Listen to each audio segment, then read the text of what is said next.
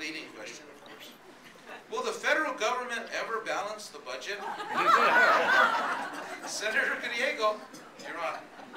Boy, I hope so. But if we're serious about it, we've got to roll back those tax cuts for millionaires.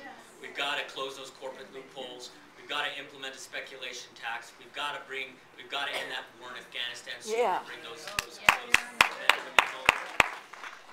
If we did all of those things, we could generate literally trillions of dollars over the next 10 years that we could do two things with.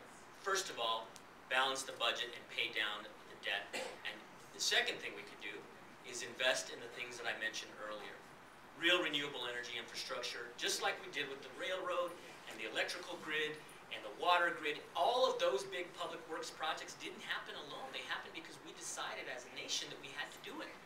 That's what we need to do. If we really get back to where we used to be, where everybody paid their fair share, then we wouldn't be having this conversation about a deficit and a debt. If we really were serious at taking those on. Again, there have been these conversations both at the local level and at the state level.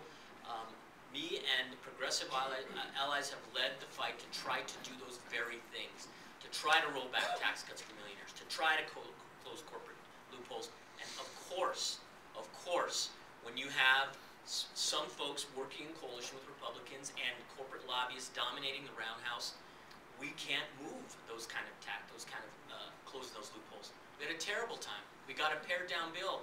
Worked real closely with Senator Wirt to close that loophole for out-of-state companies. We pared it down so far that it covered 1% of the industry, and the governor still vetoed it. So you're going to need people who've been working on this tenaciously for years. We got to elect the broad enough people to Congress so that we're not always negotiating with our own people in our own party to get it done. Mayor Chavez, on the budget. Well, I'm respectful of the thesis that, gee, we just couldn't get it done because we didn't have enough support or we weren't strong enough. I've gotten it done throughout my career. I've balanced every budget that I've ever encountered. And I'm going to tell you, this deficit is worse than people think it is. It is structural, and it's not going to be fixed overnight. And anybody tells you we're going to be able to tax our way out of it, that's not going to happen.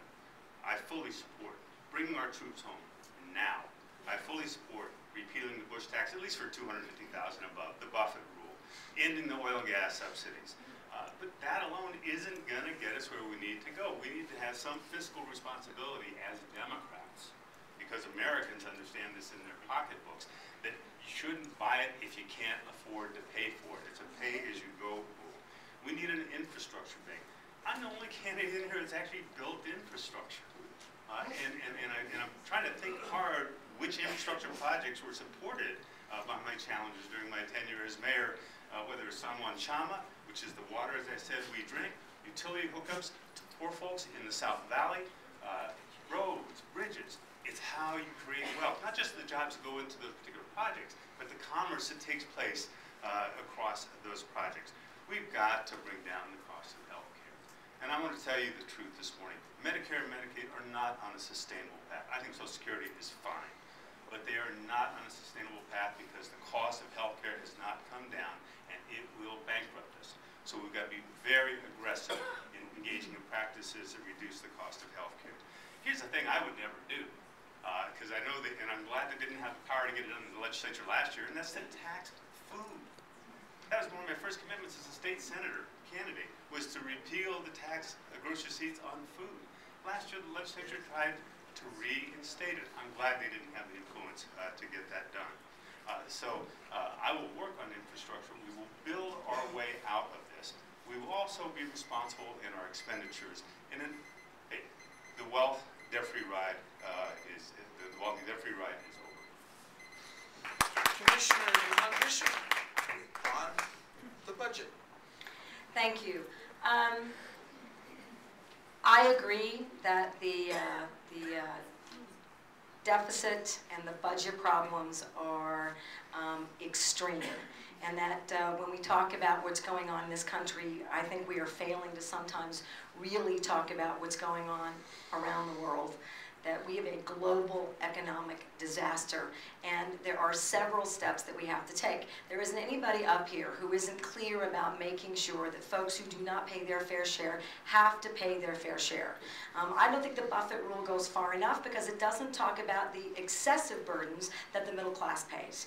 And so we have to get that right size. So while you make sure that everybody pays their fair share, if you're paying more than your fair share, that has to get right sized as well. That gets more money into the economy. That gives us the opportunity to support local business.